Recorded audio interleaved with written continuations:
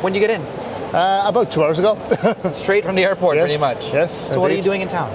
We're here basically to build the strong connections we have between Hong Kong and Dublin in particular. We have a very good relationship the last 2 or 3 years. We have a 5-year strategy for financial services we launched a couple of months ago.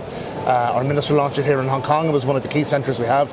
And just to build upon that, it's a selling exercise, basically getting people to invest in Ireland, getting Irish people to invest in Hong Kong. So it's basically telling the good news story from Dublin. What's the pitch then? So the pitch basically is we're doing very well on fintech, innovation, technology, etc. One of the strong strengths that Ireland has. Another strong strength would be talent. Very highly educated, very flexible, adaptable population. And again, basically saying, look, there's a good chance to invest in Ireland, part of the EU, big benefits to investors coming in from Hong Kong or China, worldwide. Right. But everyone has that pitch. Everyone says that. We're better. We're better. In what way? We're better because very small open economy like Hong Kong, very flexible. Right. We have to keep very nimble all the time. We have completely reinvented ourselves since our financial crisis. Despite Brexit coming along, we've reinvented again. It's a very good place to do business, very successful. Again, because we're part of the EU, you have a huge market there to do business. Remind us, what's the 5-year plan? The key gist of it, for those who probably missed it. It was a couple of months ago. It was. Our minister was out here in September, one of the key centres, financial services centres, to launch it in Hong Kong. And so the key thing basically is Ireland has done very well. We have to go back and look at what we did well, how we could improve it for the future. And basically, it's just to keep our offering all the time, keep it fresh. And one of the key things is just to say, look, in 5 years' time, if we don't continue working, we may not have a financial services industry. This is changing so quickly. And one of the big changes is, again, technology, fintech, innovation, etc. And we're one of the lead roles in terms of that globally. And that's what we're trying to do, is keep reinventing ourselves. Because this is a very competitive industry, as you know. Right. And you look at what the Hong Kong government's doing. We're here right now. It took me about 10 minutes just to walk across the hall.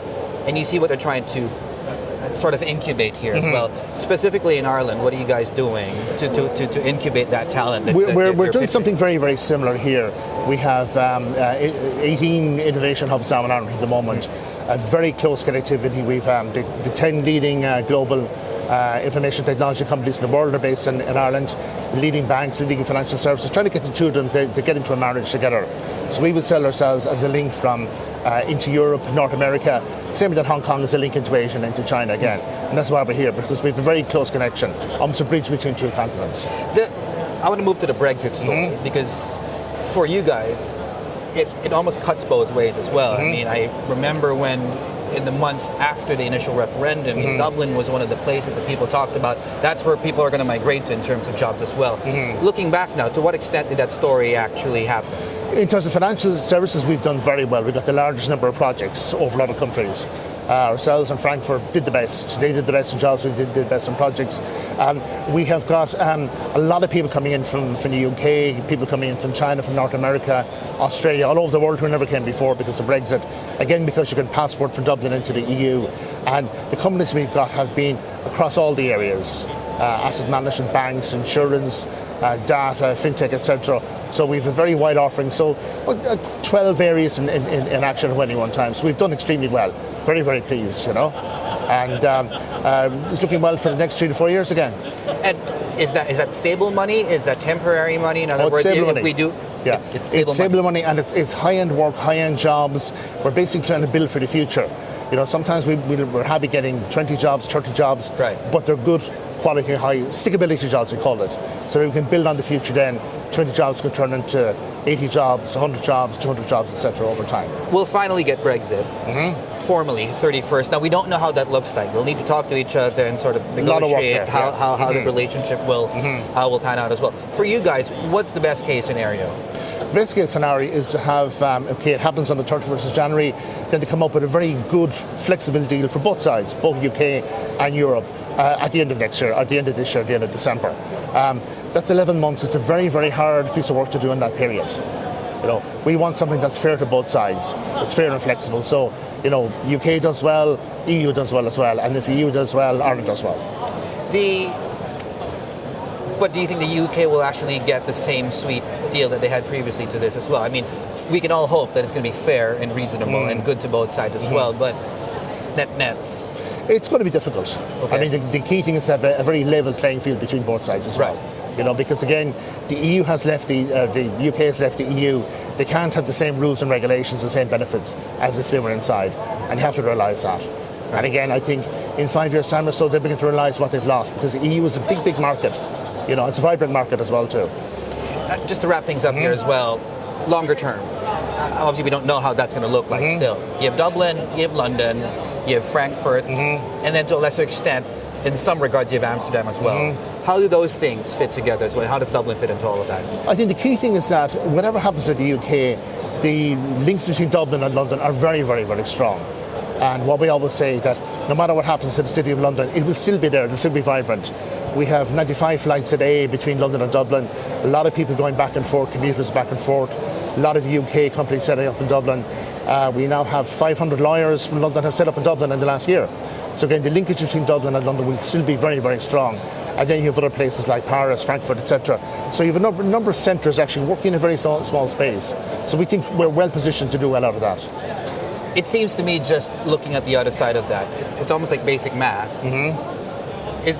Is there enough for everyone to go around? In other words, are we looking at a lesser London if we can contextualize that as well because of the changes that are happening? You see, when we started off, when we looked at the jobs, one third of the jobs might go back, we'll say, to North America or Asia. Okay. One third would just simply vanish with technology, etc. And one third was up for grabs. Now we've got a lot of those jobs there. But as time goes on, technology coming a lot of work is going to change there. We think we're very well positioned, along with maybe one or two other countries, to make the most of the future. So technology comes in, you could get 20% of jobs gone. We still get those jobs there, we get the work there. UK still is well positioned as well, a lot of innovation there, a lot of fintech innovation hubs, a bit like Hong Kong as well.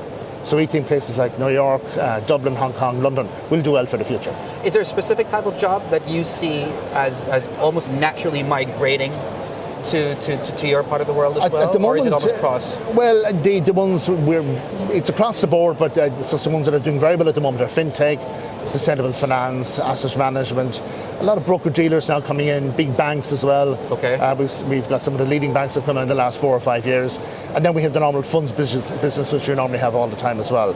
But it really is fintech is one of the big ones, sustainable finance. Green finance, climate finance, those areas for the future. How long are you going to be in town for? Until Wednesday, 3 days. Okay, 3 days. And I would imagine you'll be in touch with a lot of Chinese investors as well. Yeah, we have my colleagues here in Hong Kong have put together a very, very hard-working schedule. We have a lot of breakfast meetings, lunch meetings with investors looking at Ireland and the EU, and some Irish companies here as well too.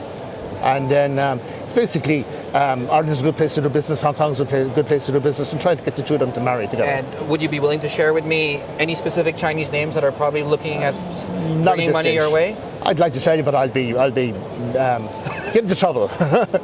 but no, certainly we've had successes already. The problem is with potential companies is that they make a decision, they have to talk to shareholders, etc., and regulators. If I had to ask you what the biggest risk was of putting money your side of the world, what would that be? What's the honest answer? In terms of Ireland, I suppose, a bit like Hong Kong, we're a small, open, vibrant economy. And the problem is, if you have, we'll say, trade wars, downturn in the global economy, it's countries like Hong Kong and Ireland will get a cold first, but then we recover very quickly afterwards.